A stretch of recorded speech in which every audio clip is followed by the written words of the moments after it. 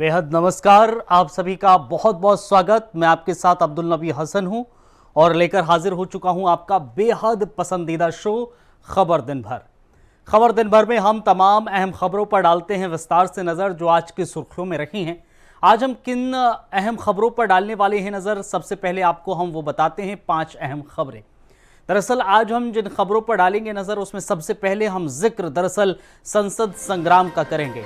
ये सिर्फ एक संसद सत्र नहीं, ये एक हाई वोल्टेज पॉलिटिकल ड्रामा है। पर्दा उठा मॉनसून सत्र पर, लेकिन पहले ही दिन हर ओर सिर्फ एक नाम गूंजा, ऑपरेशन सिंदूर। सवालों की बौछार, आरोपों की बारिश और संसद में सियासी तापमान चरम पर। सरकार ने चर्चा की हामी भरी, लेकिन विपक्ष आर पार की जिद पर अड़ा रहा। आखिर क्या है ऑपरेशन सिंदूर की असली कहानी और क्यों बन गया ये संसद की सबसे बड़ी जंग का कारण? कुछ देर में करेंगे पूरे ड्रामे का पर्दाफाश, बने रहिए हमारे साथ। इसके अलावा दूसरी अहम खबर का जिक्र करेंगे, जिक्र नड्डा वर्सेस खड़गे का करेंगे। ये संसद है जहां शब्द सिर्फ भाषण नहीं होते हैं, देश की नब्ज बनते हैं और आज वो नब्ज हिल गई ऑपरेशन सिंदूर और पहलगाम के खून से। विपक्ष सवालों की बौछार लेकर खड़ा रहा, सरकार तथ्यों की ढाल लेकर। सदन में खड़गे वर्सेस नड्डा आमने सामने हो गए। तो क्या ये इंटेलिजेंस फेलियर है या करारा जवाब? कुछ ही देर में करेंगे परत दर परत खुलासा इस सियासी संग्राम का। बस बने रहिए हमारे साथ। इसके अलावा एक और अहम खबर का जिक्र करेंगे, जिक्र विजय उत्सव का करेंगे। 22 मिनट में मिट्टी में मिला दिया गया दुश्मन का ठिकाना और आज प्रधानमंत्री नरेंद्र मोदी ने सदन में इसे बताया विजय उत्सव। ऑपरेशन सिंदूर ने भारतीय सेना की ताकत दिखाई, लेकिन विपक्ष सवालों के साथ खड़ा रहा। क्यों नहीं मिली संसद को पूरी जानकारी? शौर्य की गाथा के बीच छिड़ी है राजनीतिक जंग। ये लड़ाई अब सिर्फ सैन्य नहीं, विश्वास और जवाबदेही की है। इसकी भी डिटेल अब से कुछ देर के बाद। इसके अलावा चौथी अहम खबर का जिक्र करेंगे, जिक्र सीक्रेट हिट सैयारा की करेंगे। कभी सोचा है जब कोई दिग्गज फिल्म मेकर नई फिल्म की तारीफ करता है तो वो सिर्फ तारीफ नहीं होती, एक बड़ा इशारा होता है। इस बार वो इशारा आया है सुभाष घई से, जिनकी फिल्मों ने हिंदी सिनेमा की दिशा बदली। उनकी तारीफ में नहीं बल्कि 2 नए कलाकारों की फिल्म सैयारा को देखकर मिली एक नई उम्मीद छुपी है। बिना बड़े सितारों और भारी भरकम प्रचार के इस फिल्म ने दिल जीत लिया है। सुभाष घई कहते हैं कहानी में दम तो है, बड़े नामों की जरूरत नहीं। क्या यही है हिंदी सिनेमा की नई सुबह? कुछ देर में जानिए कैसे सैयारा ने बदल दी बॉलीवुड की परिभाषा। इसके अलावा पांचवी खबर का जिक्र करेंगे, जिक्र मैच रद्द का करेंगे। जब क्रिकेट सिर्फ खेल नहीं रह जाता बल्कि बन जाता है देश की अस्मिता का सवाल, तब बल्ला नहीं रवैया बोलता है। वर्ल्ड लीजेंड्स चैंपियनशिप 2025 का भारत पाक मैच रद्द हो चुका है। वजह है पहलगाम हमला और भारतीय खिलाड़ियों का सियासी शोर के ऊपर उठता हुआ हम नहीं खेलेंगे का फैसला। शिखर धवन, रैना, पठान जैसे दिग्गजों ने मैदान छोड़ दिया, देश के साथ खड़े होने का संदेश दिया। अब सवाल यह है कि क्या खेल राजनीति से अलग हो सकता है? जब सीमा पर गोली चलती हो और खिलाड़ियों के दिलों में जज्बा बुलंद हो तो कई सवाल उठते हैं। आखिर क्यों किया गया यह मैच रद्द? डिटेल अब से कुछ देर के बाद। तो इन 5 अहम खबरों पर डालेंगे हम विस्तार से नजर और जाते जाते बात पते की।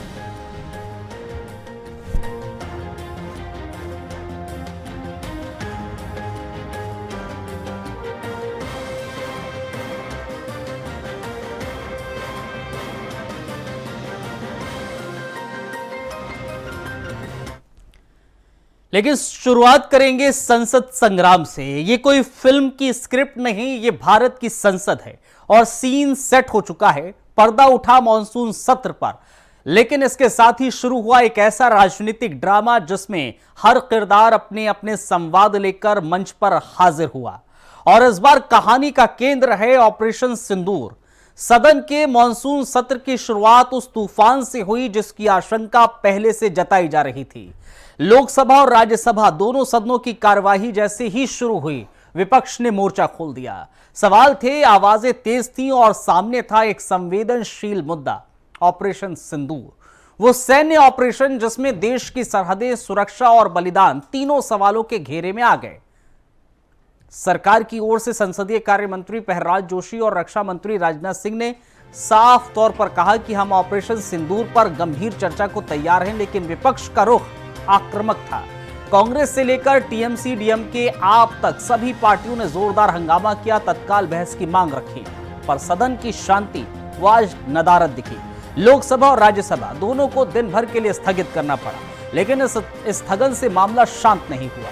संसद के गलियारों में सवाल गूंजते रहे। क्या विपक्ष असल बहस चाहता है या सिर्फ शोर? क्या सरकार वाकई पारदर्शिता के साथ खुलासा करेगी या ऑपरेशन की आड़ में कुछ छुपाया जा रहा है? संसद में ऑपरेशन सिंदूर पर आर पार आज देखने को मिला। राहुल गांधी का यह आरोप रहा कि उनको बोलने नहीं दिया जा रहा है। हालांकि सरकार चर्चा के लिए तैयार नजर आई। कहा 25 घंटे का वक्त है। ऑपरेशन सिंदूर पर संसद में सियासी संग्राम देखने को मिला। तो लगातार जवाब दे रहे हैं, आज भी अपील कर रहे हैं कि सदन चलना चाहिए। कांग्रेस पार्टी जो पूछ रही है, क्या कहते थे लोग मनमोहन सिंह जी को कि मोहन सिंह जी हैं, तो सवाल का जवाब अगर गृह विभाग से है तो गृह मंत्री जी देंगे, अमित शाह जी। सवाल अगर संसदीय कार्य मंत्री से जुड़ा हुआ वो देंगे या विभागीय मंत्री देंगे। और निश्चित तौर से जब प्राइम मिनिस्टर को बोलना होता है तो महामहिम राष्ट्रपति के अभिभाषण पे पूरे सवाल का जवाब देते हैं या इंटरवीन करते हैं। ये आखिर सदन चलने दें। सदन में हंगामा खड़ा करना ये कांग्रेस की आदत बन गई है, क्योंकि खुद राहुल गांधी सदन में नहीं बैठते हैं।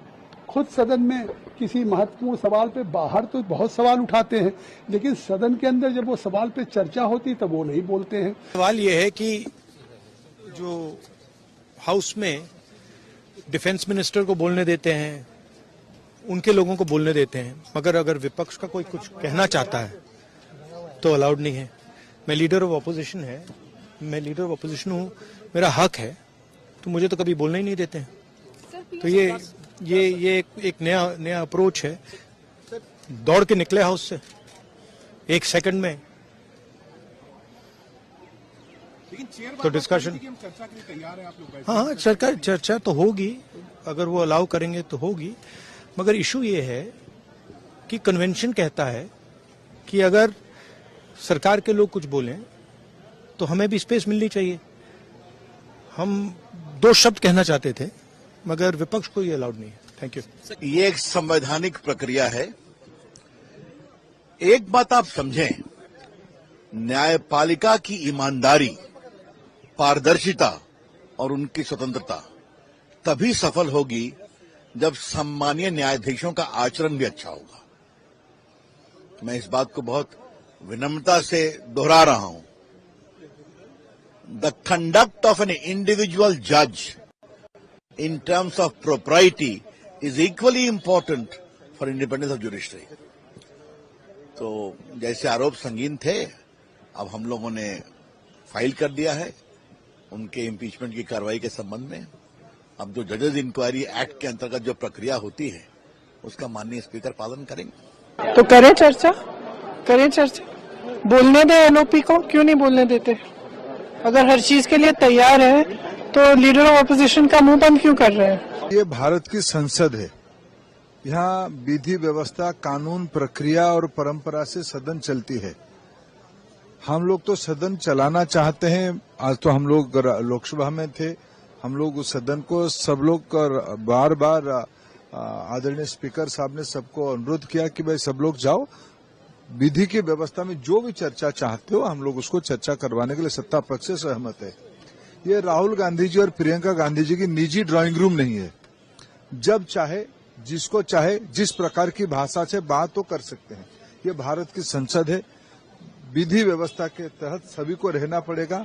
वो भी चर्चा करे, चर्चा से खुद भाग रहे हैं, क्योंकि उनको ज्यादा रुचि है पाकिस्तान की परस्त करना, ज्यादा उनकी रुचि है भारत की विपक्ष वाले ताकत को मदद करना।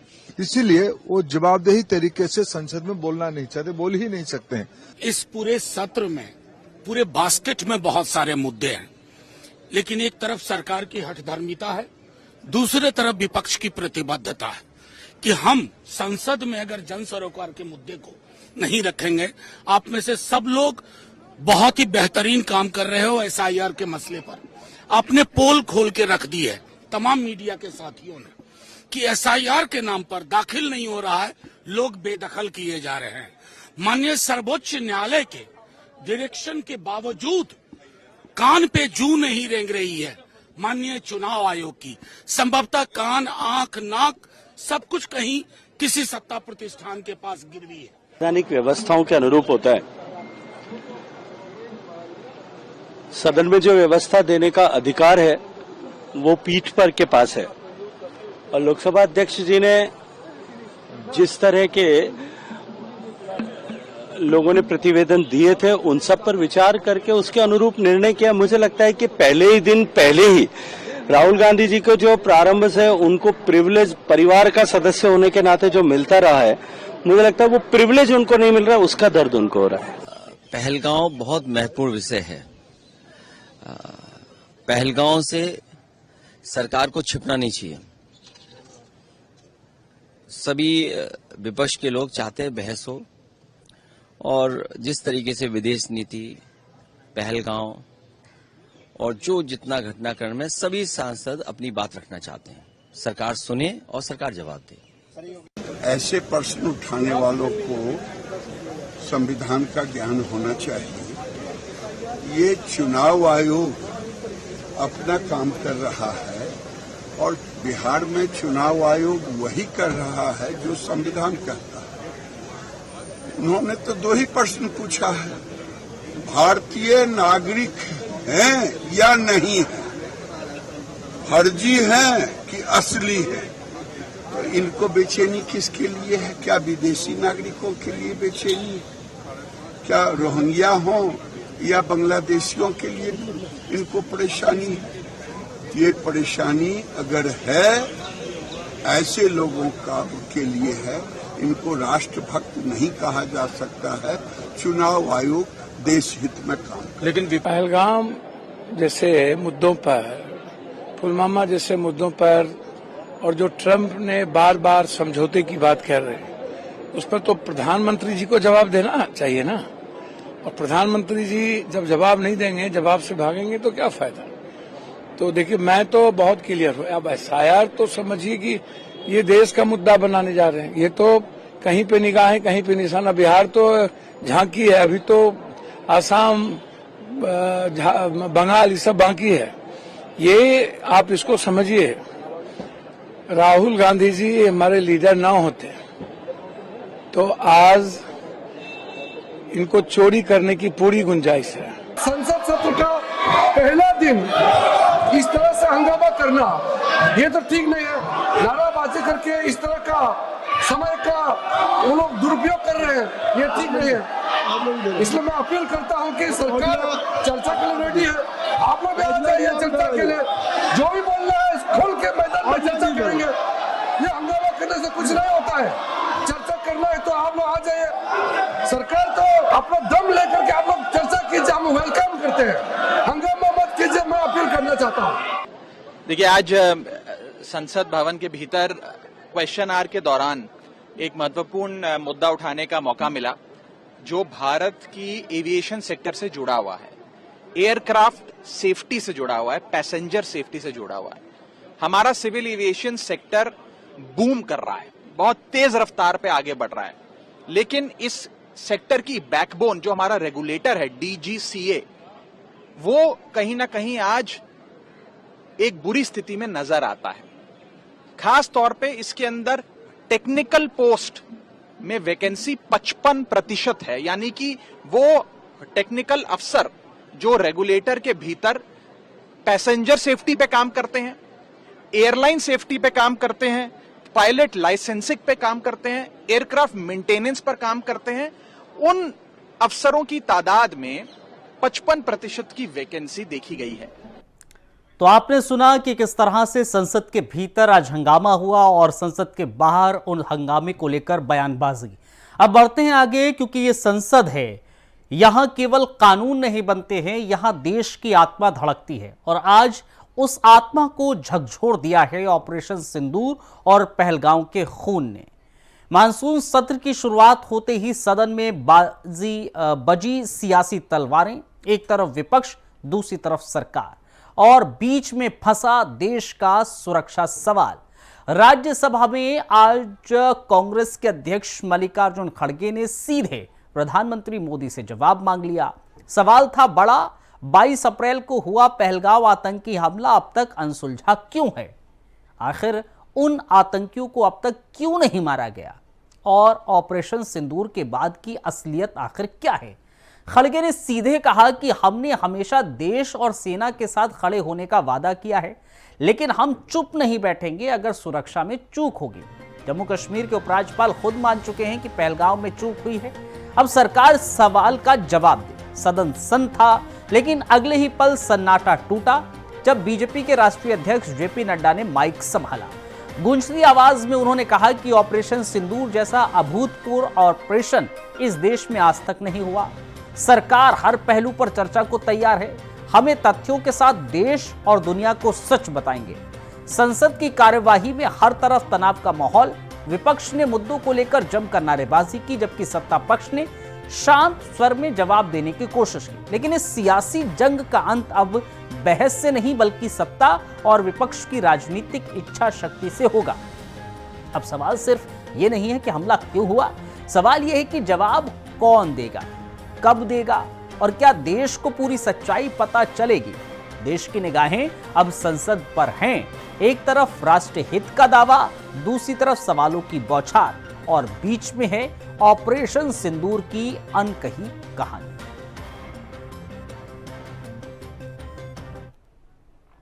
सर, पहलगाम हमला 22 अप्रैल को हुआ था। अब तक आतंकवादी पकड़े नहीं गए, मारे भी नहीं गए, और उन्होंने हमको बार बार बताया कि उन्हीं के ऊपर डायरेक्टली मारे गए और वो उसमें मर गए। ये भी खबर हमको मिली, लेकिन हम ये जानना चाहते हैं, क्योंकि हमने तो अनकंडीशनल सपोर्ट पूरे हाउस, पूरे ऑल पार्टी ने दिया, सिर्फ मेरा पार्टी की नहीं, सभी पार्टियों ने दिया कि देश को मजबूत बनाने के लिए, देश में एकता रखने के लिए और हमारे आर्मी को मॉरल स्ट्रेंथ देने के लिए हमने अनक्वेश्चन, यानी कोई प्रश्न न करते हुए हमने ये सब कुछ उनको दिया, समर्थन दिया। लेकिन मैं चाहता हूं कि उनके तरफ से हमको मालूमात मिलना चाहिए। जैसा कि पहलगाम हमला 22 अप्रैल को हुआ था, अब तक आतंकवादी पकड़े तो नहीं गए, लेकिन हुआ क्या? एक मिनट। लेकिन J&K में कम से कम इंटेलिजेंस, इनकी सिक्योरिटी है, उसके बारे में उनका फेल्योर हुआ, ये उन्होंने ही कहा है।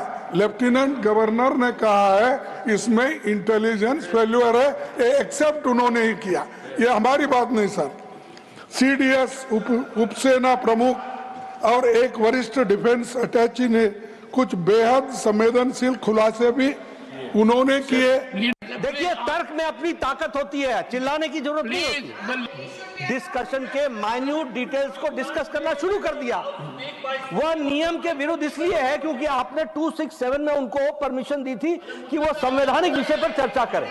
नंबर 1 सभापति जी। दूसरा, इस हाउस को और इस हाउस के माध्यम से देश में कहीं यह संदेश नहीं जाना चाहिए कि सरकार पहलगाम और ऑपरेशन सिंदूर पर चर्चा नहीं चाहती। हम चर्चा करेंगे, हर तरीके से करेंगे,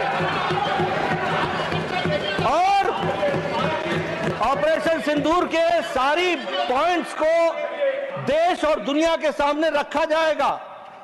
और मैं यह भी बताना चाहता हूं कि आज दिन तक आजादी के बाद इस तरीके का ऑपरेशन नहीं हुआ जो प्रधानमंत्री मोदी जी के नेतृत्व में हुआ है। I am not going into the details of it, but I would like to tell you, अरे गुस्सा मत करो भैया, अरे गुस्सा मत करो, nothing will go on record, whatever I will say that will go on record, you should know। तो आज सदन में खड़गे और जेपी नड्डा के बीच इस तरह की बयानबाजी भी देखने को मिली। बढ़ते हैं आगे। 22 मिनट, सिर्फ 22 मिनट में मिट्टी में मिला दिए गए वो ठिकाने जहां से भारत पर हमले की साजिश रची जाती थी। दरअसल प्रधानमंत्री नरेंद्र मोदी ने खुद देश को बताया, यह सिर्फ ऑपरेशन नहीं, यह था विजय उत्सव। जी हां, सदन का मानसून सत्र शुरू होने से पहले प्रधानमंत्री नरेंद्र मोदी ने ऑपरेशन सिंदूर को लेकर वो शब्द कहे जिसने पूरे राजनीतिक पटल को हिला दिया। उन्होंने कहा कि यह ऑपरेशन भारत की सैन्य शक्ति का परिचय है। भारतीय सेना ने 100% लक्ष्य को पूरा किया, आतंकियों के आकाओं के घरों को जमींदोज कर दिया और यह सब सिर्फ 22 मिनट में हुआ। 22 मिनट, वो भी दुश्मन की धरती पर आंख में आंख डालकर और जमीन को बंजर करके। प्रधानमंत्री का यह बयान न सिर्फ सुरक्षा एजेंसीज का मनोबल बढ़ाता है बल्कि विपक्ष को भी सीधी चुनौती देता है। जब सेना लड़ रही थी तब सियासी सवाल नहीं, देश के साथ खड़े होने की जरूरत थी, लेकिन सदन में माहौल शांत नहीं है। कांग्रेस और विपक्षी दल कह रहे हैं अगर सब कुछ इतना पारदर्शी था तो संसद की जानकारी क्यों नहीं दी गई। विपक्षी नेताओं का कहना है कि पहलगांव हमले में चूक हुई, ऑपरेशन सिंदूर की टाइमिंग संदिग्ध है और देश को सिर्फ राजनीतिक बयान नहीं सच्चाई चाहिए। यानी अब सवाल सिर्फ सैन्य कार्रवाई का नहीं, सवाल है विश्वास का, जवाबदेही का और राजनीतिक ईमानदारी का। प्रधानमंत्री नरेंद्र मोदी के बयान ने पूरे संसद सत्र की दिशा तय कर दी।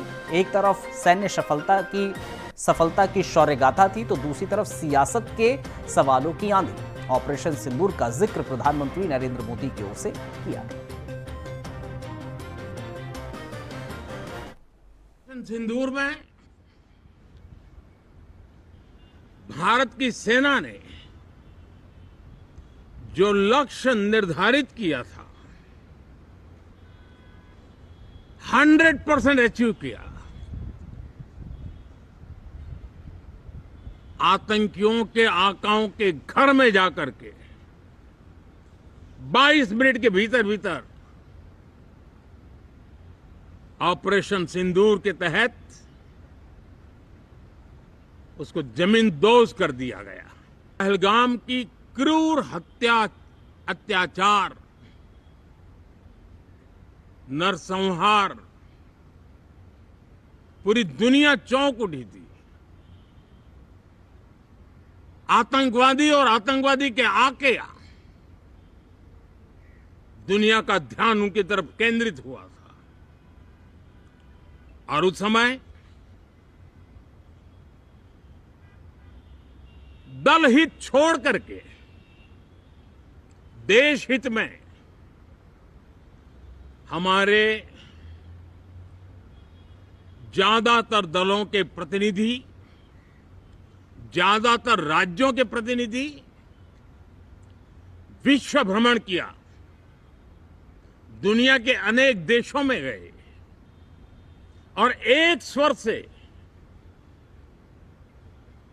दुनिया के सामने आतंकवादियों का आका पाकिस्तान को बेनकाब करने का एक बहुत सफल अभियान चलाया। तो ये कुछ खबरें दरअसल आज की सियासत से जुड़ी हुई थी, मानसून सत्र से जुड़ी हुई थी। अब बढ़ते हैं आगे एक और अहम खबर की ओर। कभी आपने सोचा है कि जब कोई अनुभवी फिल्म मेकर किसी नई फिल्म की तारीफ करे तो सिर्फ तारीफ नहीं करता है, एक संकेत वो देखता है, एक इशारा वो करता है कि वक्त बदल रहा है। और इस बार वो इशारा आया है सिनेमा के शोमैन से, सुभाष घई से। सुभाष घई नाम किसी परिचय का मोहताज नहीं है। कर्ज, ताल, राम लखन, सौदागर जैसी फिल्में देने वाले इस दिग्गज डायरेक्टर ने इस बार किसी मेगा स्टार की नहीं बल्कि दो नए चेहरों की फिल्म सैयारा की जमकर तारीफ की है। और वो भी तब जब सैयारा को लेकर ना कोई शोर मचाया गया, ना कोई करोड़ों की मार्केटिंग की गई, सिर्फ एक साफ दिल वाली कहानी और उससे जुड़े दो सच्चे किरदार। सुभाष घई ने सैयारा को देखकर सोशल मीडिया पर जो लिखा वो सिर्फ शब्द नहीं थे बल्कि पूरी फिल्म इंडस्ट्री को दी गई एक सीख थी। जब नई स्टार कास्ट से सजी फिल्म बॉक्स ऑफिस पर धमाल मचाती है तो ये फिल्म इंडस्ट्री को कुछ साफ मैसेज देती है कि कहानी में दम हो तो बड़े नामों की जरूरत नहीं होती। मतलब साफ है, घई चाहते हैं कि इंडस्ट्री उस दौर में लौटे जहां कहानी ही दरअसल असली स्टार हुआ करती थी। सैयारा में है आहान पांडे और अनीत पड्डा, दो नए चेहरे हैं लेकिन एक्सप्रेशन और परफॉर्मेंस के मामले में बेहद मजबूत। आहान पांडे का किरदार कृष्ण कपूर का है, एक रौबदार सिंगर जिसका गुस्सा उसकी आवाज में झलकता भी है। वहीं अनीत पड्डा एक शांत लेखिका है जो शब्दों से दिल छू लेना चाहती है। जब सुर और शब्द मिलते हैं तो जो जादू पैदा होता है वही है सैयारा, और शायद यही जादू था जिसने सुभाष घई को भी भावुक कर दिया। उन्होंने आदित्य चोपड़ा और मोहित सूरी को भी खुलकर बधाई दी, कहा कि आपने हिंदी कमर्शियल सिनेमा के मूल सिद्धांतों को जिंदा रखा है और सैयारा को इतिहास में दर्ज करा दिया है। इस फिल्म में ना कोई ओवर द टॉप ड्रामा है और ना ही ग्लैमरस लोकेशन, फिर भी यह फिल्म लोगों के दिल को छू रही है। क्यों छू रही है? क्योंकि इस फिल्म की जान है इसकी सादगी, इसकी कहानी और वो सच्ची केमिस्ट्री जो अब पुराने सिनेमा में मिलती थी। सुभाष घई कहते हैं कि एक अच्छा प्रोड्यूसर, प्रभावशाली डायरेक्टर, शानदार कहानी, अच्छा म्यूजिक और एक सामान्य बजट, यही काफी है। यानी आज के सिनेमा को फिर से कम में ज्यादा की ओर लौटाने की जरूरत है। बड़े सितारों की फीस, भारी भरकम प्रमोशन और नकली हाइप से ज्यादा जरूरी है दिल को छू लेने वाली कहानी। सैयारा की कहानी भले ही एक सिंगर और लेखिका को हो, लेकिन असल में ये कहानी उस सपने की है जो हर नए कलाकार के दिल में पलता है। और जब उस सपने को सुभाष घई जैसे डायरेक्टर सलाम करते हैं तो सिर्फ फिल्म नहीं चमकती है, पूरी इंडस्ट्री को एक नया आईना मिलता है। तो क्या सैयारा सिर्फ एक फिल्म है या वो लहर है जो इंडस्ट्री को फिर से कहानी के प्यार में डुबो सकती है? आप सोचिए और बताइएगा जरूर।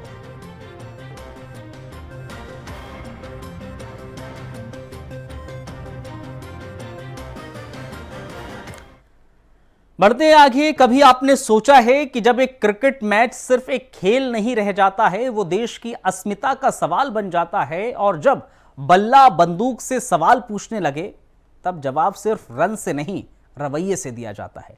आज वही हुआ है। वर्ल्ड लीजेंड्स चैंपियनशिप 2025 का सबसे चर्चित मुकाबला भारत बनाम पाकिस्तान रद्द कर दिया गया है। वजह है पहलगांव आतंकी हमला, और उससे भी बड़ी वजह है भारतीय खिलाड़ियों का दो टूक जवाब, हम नहीं खेलेंगे। भारतीय क्रिकेट के 5 सितारे शिखर धवन, हरभजन सिंह, सुरेश रैना, यूसुफ पठान और इरफान पठान मैदान में नहीं, देश के साथ खड़े हो गए। उन्होंने पाकिस्तान से खेलने से इनकार कर दिया। वजह सीधी है, पहलगांव में भारत पर हमला, और वो भी पाकिस्तान प्रायोजित आतंकवाद से। अब जब देश का दिल छलनी है, तब ये खिलाड़ी सिर्फ क्रिकेट नहीं खेल सकते। शहीदों की चिता अभी ठंडी नहीं हुई है, और ऐसे में अफरीदी साहब कहते हैं सियासत और क्रिकेट को अलग रखना चाहिए। लेकिन जनाब, जब क्रिकेट के मैदान के पीछे सियासी नफरत छिपी हो, जब टेरर लॉन्चपैड की फंडिंग वही देश कर रहा हो जो टूर्नामेंट के सामने खड़ा हो, तब खिलाड़ी सिर्फ खिलाड़ी नहीं रहते, वो उस देश की अंतरात्मा बन जाते हैं। पहलगांव हमले में जिन जवानों ने अपनी जान दी, उनके सम्मान में भारत के इन पूर्व क्रिकेटरों ने तय किया, मैदान नहीं, मौन विरोध ही असली वजह है, असली जवाब है। और टूर्नामेंट आयोजकों को मैच रद्द करना पड़ा। अब सवाल है कि क्या भारत और पाक के बीच क्रिकेट संभव है? जब सीमा पर गोली चलती हो और मंच पर अफरीदी शांति की बात करते हो, क्या खेल वाकई राजनीति से अलग हो सकता है? जब बैकड्रॉप में ब्लास्ट, बॉर्डर और बलिदान हो, सच तो यह है कि आज के भारत में खिलाड़ी सिर्फ बैट नहीं चलाते हैं, वो स्टैंड लेते हैं। शिखर से लेकर सुरेश तक, पठानों से लेकर पाजी तक, सभी ने दिखा दिया है कि जब सवाल राष्ट्र की गरिमा का हो तो हर स्टार सोल्जर बन जाता है। इसलिए भारत बनाम पाकिस्तान मैच रद्द हो गया